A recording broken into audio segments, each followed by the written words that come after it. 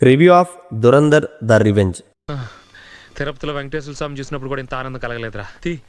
ఎన్ని కష్టాలండి బాబు ఈ సినిమా చూడడానికి. 3 సార్లు బుక్ చేసా, 3 సార్లు తెలుగు షో లేక క్యాన్సిల్ అయిపోయింది. అందులో ఒకసారే మనీ రిఫండ్ వచ్చింది. మిగతా 2 రిఫండ్స్ కోసం అస్తమాను ఫోన్పే రిఫ్రెష్ చేయడమే. తెలుగు రిలీజ్ ఏమో సాటర్డే అన్నాడు. ఆపుకోలేక ఇంకా హిందీ సబ్ టైటిల్స్తో థియేటర్లో ఉందని ఫ్రెండ్ చెప్తే మొత్తానికి వెళ్ళి చూశాను. కమింగ్ టు ది పాయింట్, నాకు ఫస్ట్ పార్ట్ ఇచ్చిన హై మామూలుగా లేదు. బేబత్సమైన ఎక్స్పెక్టేషన్స్ ఉన్నాయి. ఆ పీక్ ఎక్స్పెక్టేషన్స్తోనే మూవీకి వెళ్తే 4 అవర్స్ టైంలో తెలియకుండా ప్రపంచంలోకి విత్ ఇన్ ఫస్ట్ ఫ్రేమ్ నుంచే తీసుకెళ్ళిపోయింది. ఆబ్వియస్లీ నచ్చింది నాకు మూవీ. 2 months బ్యాక్ ఓటీటీలో చూడడం, వెంటనే పార్ట్ 2 చూడడం, ఇది మంచి థింగ్. ఇంపాక్ట్ పోగొట్టకుండా చెప్పిన డేట్కి వచ్చేసారు. ఆ హైప్ని అలా హోల్డ్ చేశారు. సీక్వెల్స్ పేరుతో 3-4 years చేయలేదు, థ్యాంక్స్ టు ఆదిత్య. అండ్ ఈ కథ స్టార్ట్ అయ్యేది జస్కరాజ్ సింగ్, అదే హంజా క్యారెక్టర్ ఫ్లాష్ బ్యాక్ నుంచి.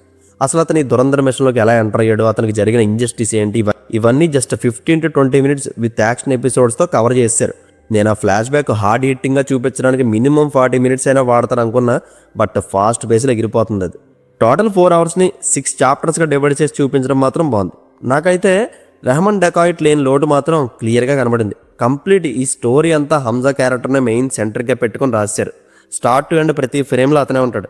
ఫస్ట్ పార్ట్లో హంజా అంటర్ప్లే చేస్తాడు, రెహమాన్ హైలైట్ అవుతాడు. కానీ ఇందులో ఆ స్కోప్ ఎవ్వరికి ఇవ్వాల, ఓన్లీ హంజా ఈ టెర్రరిజంని, విలన్ క్రూని ఫేడ్ అవుట్ చేస్తూ పాకిస్తాన్ వేసే ప్లాన్స్ నుంచి ఇండియన్ సేవ్ చేయడం, ఈ ప్రొసీడింగ్స్ మీద రైటింగ్ ఉంటుంది.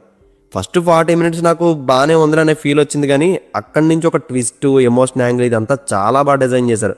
అలం క్యారెక్టర్ గుర్తుపెట్టుకోండి, అతని ఎమోషన్ పీక్స్ అసలు. అండ్ మూవీ ఎండింగ్లో ఒక ట్విస్ట్ ఇస్తాడు, థియేటర్ మొత్తం భూమ్ అని లేసింది. ఇదంతా ఓకే, కానీ ఫస్ట్ పార్ట్తో కంపేర్ చేస్తే ఈ సెకండ్ పార్ట్ రైటింగ్లో మాత్రం అథెంటిసిటీ మిస్ అయ్యి సినిమాటిక్ లిబర్టీస్ ఎక్కువైనట్టు కనిపించాయి. దట్టు స్ట్రాంగ్ విలన్ కూడా లేడు ఇందులో.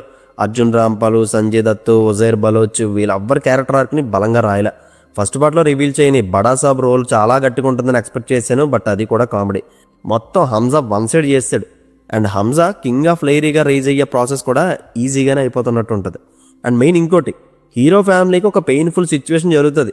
అది ఎందుకు అలా జరిగింది, రీజన్ ఏంటనేది ఇందులో చూపించలేదు. జస్ట్ జరిగింది, రివెంజ్ తీర్చుకున్నాడు, దట్స్ ఇట్. మేబీ నేను ఏమైనా మిస్ అయ్యానేమోనని ఒక 2-3 అడిగితే వాళ్ళకు కూడా సేమ్ ఉందన్నారు కాబట్టి 1 గంట పైన యాక్షన్ తినేస్తుంది. అండ్ హానెస్ట్గా చెప్పాలంటే నాకు ఫస్ట్ పార్ట్ ఇచ్చిన హై సెకండ్ పార్ట్ అంత ఎవల బాగాలేదు అంటలేదు, మిస్అండర్స్టాండింగ్ చేసుకోకండి. ఇట్స్ ఎ వర్త్ వాచ్, అందులో డౌట్ లేదు. కానీ అథెంటిసిటీ అండ్ సినిమాటిక్ లిబర్టీస్ ఎక్కువైనట్టు అనిపించాయి. మన PM మోడీ గారికి మాత్రం సరైన ఎలివేషన్లు ఉంటాయి ఇందులో. ఇంకా ఆదిత్య ఎంత కష్టపడ్డారో. మ్యూజిక్ డైరెక్టర్ శాశ్వత్ సచ్దేవ్ అంతే ఎఫర్ట్ పెట్టారు. వితౌట్ హిస్ మ్యూజిక్ అవుట్పుట్ అంత ఇంపాక్ట్ ఉండేదే కాదు. ఫైనల్గా రణబీర్ సింగ్, ఆ మనిషి గురించి ఏం చెప్పాలో కూడా తెలియట్లే. కళ్ళల్లో ఇంటెన్సిటీ, ఎమోషన్, సెటిల్డ్ యాక్టింగ్తో చంపేస్తాడు. నేషనల్ అవార్డు పక్కా రాసి పెట్టుకోండి. సినిమా అంతా పెయిన్ ఉంటుంది, కానీ అది కేవలం కళ్ళతోనే చూపించాలి. అందులో మాస్టర్ చేశారు రణబీర్, తోపు పెర్ఫార్మెన్స్. అస్సలు మిస్ అవద్దు. థియేటర్కల్ ఎక్స్పీరియన్స్ క్రేజీ ఉంటుంది, మంచి హై మూమెంట్స్ ఉంటాయి. దీనికి నేను ఇస్తున్న rating 3 out of 5. See you in the next video. Take care friends. Thank you. Tata.